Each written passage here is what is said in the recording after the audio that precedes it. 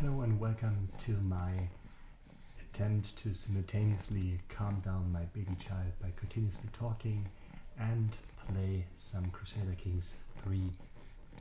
For the first part, you might be able to hear some background noises. I can show you the source of it. It's very cute. My wife and me, we decided that we should avoid any pictures or videos of the small one on the internet, but no one said anything about audio. Muhahaha. As for the latter part, Crusader Kings 3, I've decided that I wanted to play Iron Man mode, which I've never done in Crusader Kings since I really like to reload stuff once weird stuff happens and all my plans are made null and void. Yeah, I wanted to give it a try, maybe unlock some achievements, but I didn't want to do it in a boring way. I mean, I could just pick some main character or take over the Holy Roman Empire and then conquer something left and right and, achieve some achievements. I wanted to do something fun instead. So I'm going to play a minor lord in the year 867. Now let me give you a brief explanation on what I mean when I say I wanted to do something more fun. When I play Crusader Kings 3, I usually stumble across at some point over interesting men-at-arms troops that I just really think are fun and enjoy. I played an Indian faction in order to have some war elephants. There are the Huskers of the Norse people, which are really cool, and I usually try to get a hybrid culture with the Arabians because they have these absurdly powerful armored footmen. So I was looking at stuff I have never played before, and one of them is basically playing something here in the eastern region, going for the greatest Khan or any of the Mongol-like factions, which I've never played. And when I looked at them, I came across the, I think, nigh overpowered horse archers. Why do I think they are slightly too powerful? They have really decent stats to begin with, but also they both counter skirmishers and heavy infantry, and the only thing that counters horse archers are crossbowmen, which are not available until really late in the game.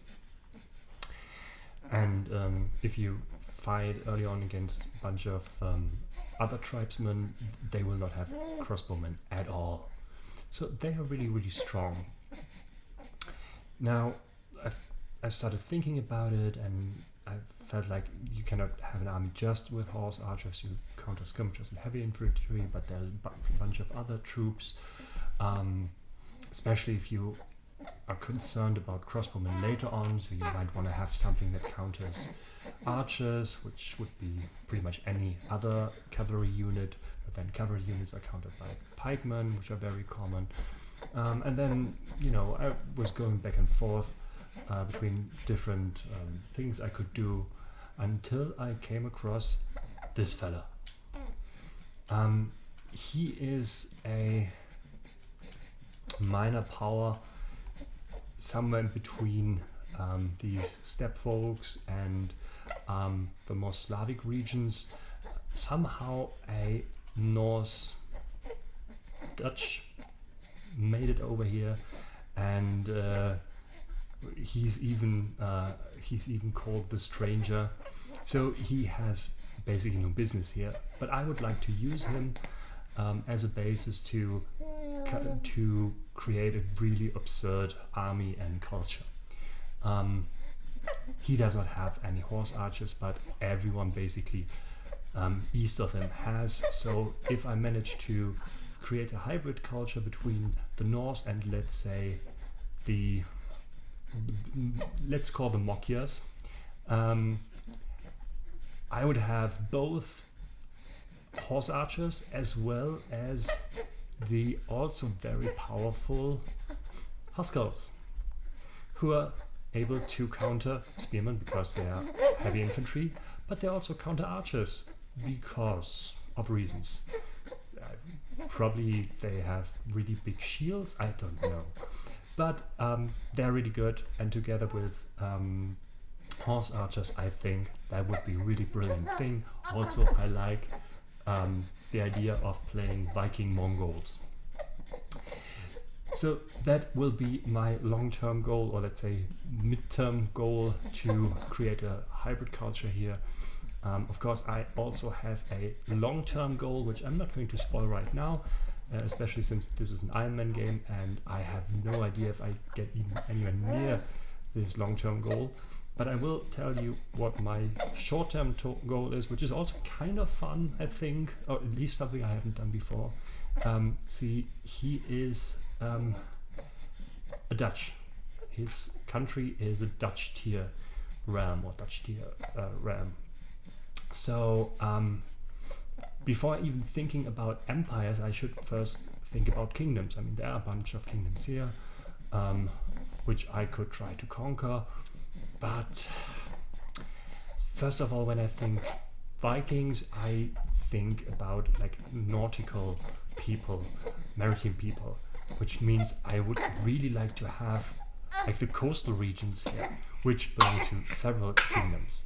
But that's actually not a huge issue, because just like with Found a New Empire, there's the background noise I was talking about, just like with the Found a New Empire decision, you can also found a new kingdom.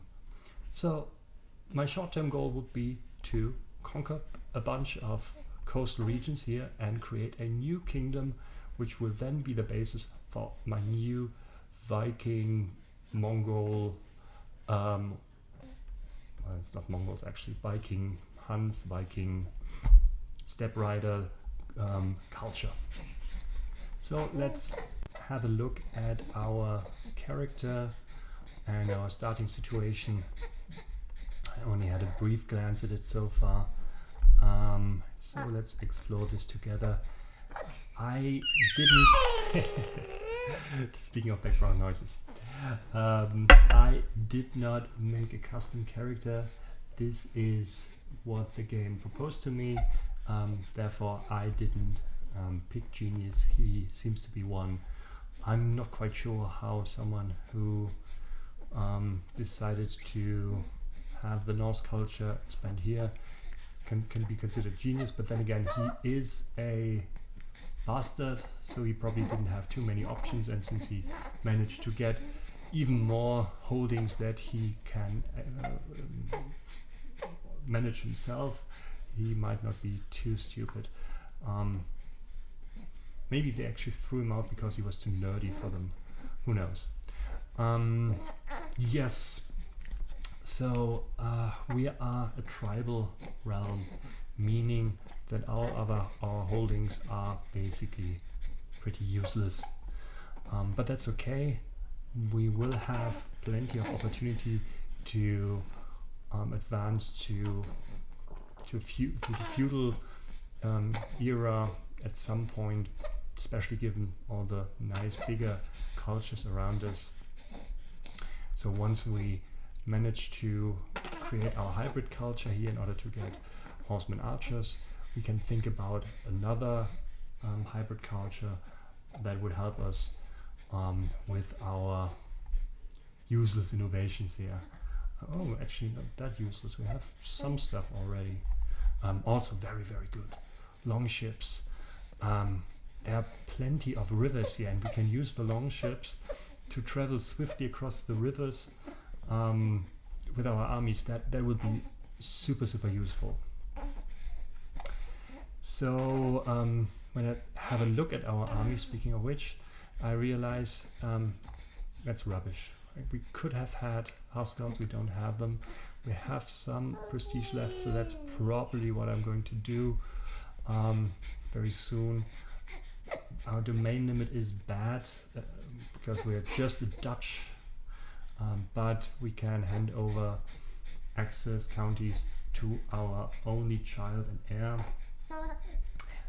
One thing I also noticed, which makes this such a great starting location, is the fact that Crusader is actually an holy site for our faith. Probably the reason why our friend Jarl Dyer came all the way over here. Also, our primary title, our capital county, is actually really good. There are plenty of plains and farmland regions without holdings so far, but once we are able to build new holdings, this is actually going to give us a whole bunch of income, especially with a great temple. And if we manage to reform our faith so that we can keep our temple holdings, we would have 5 holdings just in this county. So that's one of the reasons I will not even worry too much about how many children I'm going to have, what my succession laws are. As long as I hold my county, and once I'm in the feudal era, I will probably have a very decent income anyways. Last but not least, let's have a look at our main dude here, the Jarl Dyer. Maybe I should point out that I will not even try to pronounce any of the names correctly. I just can't. Please be informed that I'm not making fun of any of the cultures or languages here. If anything, I'm making fun of my ineptitude in pronouncing anything here properly. As you might have noticed, even though I'm a Norse invader of this region, I don't seem to be really much of the fighting type. Well, I don't have too terrible stats here, but my character obviously decided to be a diplomat. I might even have some, I've already some perks. So Jarl Dyer probably got elected Jarl of Crusader, which is a little bit disappointing to me since my plan was to conquer lots of stuff. So I was hoping that I have some martial background, but not to worry. I mean, we can change this. We don't have to go the diplomatic road, or we could, and switch over to martial a bit later. After all, this character is 22 years old. We have plenty of time, hopefully, to reach our first milestone, which would be to create a new kingdom of all the coastal areas here. Which, I didn't even check how many counties that are the coastal regions make up here, but I think we'll just do fine.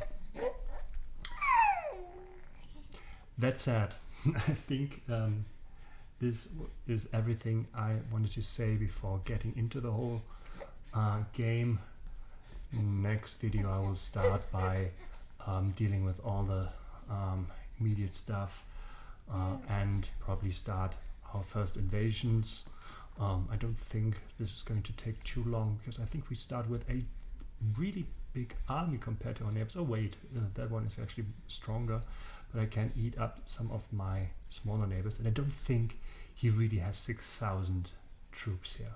Like, this seems like he probably got himself some support, maybe some mercenaries, and he's already at war, so maybe we'll be able to sneakily grab ourselves a county while he's at war.